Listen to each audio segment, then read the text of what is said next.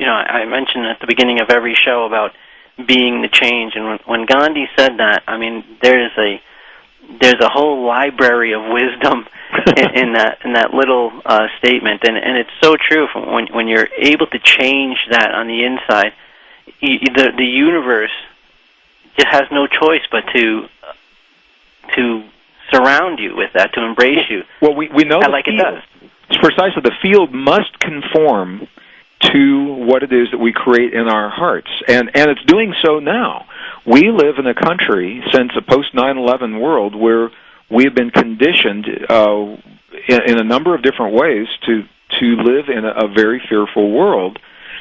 So there's a tension. You can feel the tension in this country, and a lot of people don't know it because we're so used to it.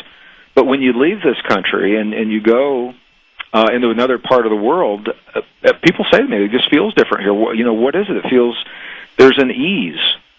They're not living under the same tension. I'm not saying it's right, wrong, good, or bad. I'm saying it's a fact that we live. I mean, when you walk into any airport in our country, within 10 minutes, you're being told to look suspiciously at other people, report any suspicious people to the nearest law enforcement officers, and you're told that there's a threat level, one threat level just in general life, and then there's an elevated threat level before you get onto the plane that's for aviation only, and then have a nice day. I mean, what do we do with that? Right, and in between, your shoes are off, your belt's off you. I mean, it's Hey, I just saw people coming to the airport in their pajamas. No kidding. And they had their clothes in their carry-on, and they felt like it was going to be easier just to go through in some. They were modest PJs, and then get dressed in the bathroom after security. It was just easier to do it that way. I try to travel comfortable now because I used to travel. And look fine. I'd be wearing a shirt, and it's all pressed, and by the time I went through, it looked like I had been in a wrestling match. and it does make sense what they did. But even Greg, even if you go to say like Canada, I mean, the other side of the border, that sense of ease, you're absolutely right. And a lot in this society also, aside from the fear, there's not a lot of empowering information. There is in the sense of books and stuff, but most of the time you'll hear, even with the terrorism and everything else, people feel very disempowered.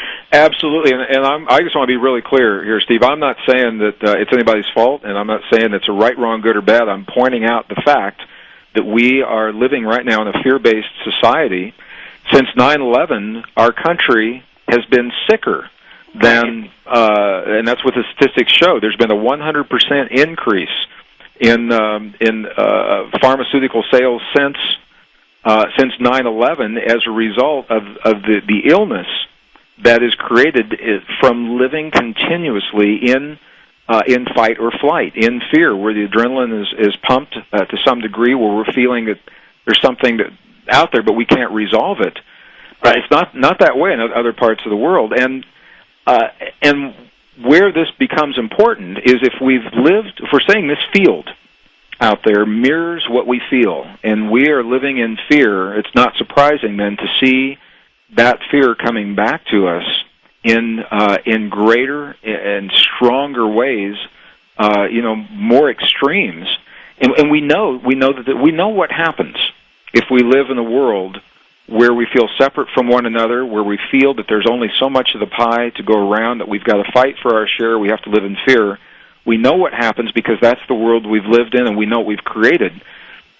What the experiments are showing, what the science is telling us, what the ancient wisdom says, is that can change in a heartbeat. The same principles can apply in reverse. If we begin to live in this world from a place of cooperation, if we recognize that it's not about grabbing our share of the pie, but it's about sharing what we have to help us all become better people because we're a family, then the experiments suggest, the studies support, and the ancient traditions say that the world will mirror that back to us in a heartbeat.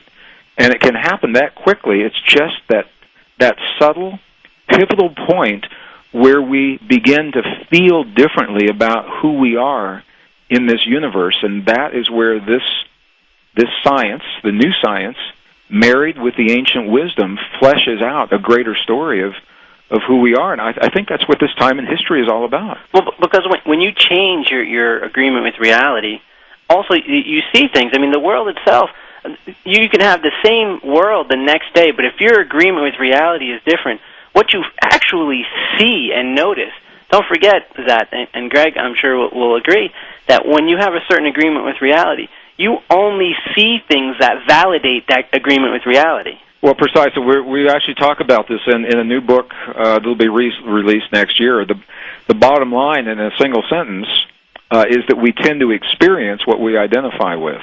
So everything Right. is happening, but we tend to experience what we identify with. And our listeners already know this. I mean, if you've ever, a few years ago, I had an experience. I was living in Colorado at the time, and I was looking for a new vehicle, a Jeep Cherokee. I thought they were pretty unique. Didn't know much about them. Went out to the dealerships, and I learned about the different models and what the features were. And Steve, I kid you not, no sooner had I left that dealership and I was driving on the freeways, and all of a sudden I saw Jeep Cherokees everywhere. They were on the freeway. They were in the Safeway parking lot. They'd always been there. There was just nothing within me that brought them into my awareness. So they blended in to the static of everyday life. And once they became a focus of my attention, then that focus showed up everywhere. And it's the same. Are there scary things in our world? Absolutely. And the flip side of that is there are many reasons to feel safe, many reasons to feel empowered, many reasons to feel healed, and our bodies will respond to that healing almost immediately. And this is what one of the things we're showing. I've got a new book that will be out in April of next year, where we case history after case history talking about these things.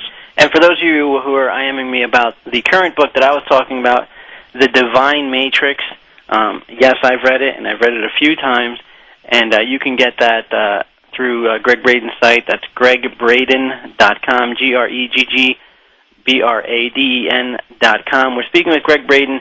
He has, for over 20 years, has searched the high mountain villages, remote monasteries, and forgotten texts to uncover their timeless secrets. He is amazing at just bridging this gap between science and spirituality, and I strongly suggest you get the book. When we get back, we'll go into the last quarter of the show, and we'll talk to Greg more about the power you have to create and shape your life. You're listening to Empowered Living. We'll be right back.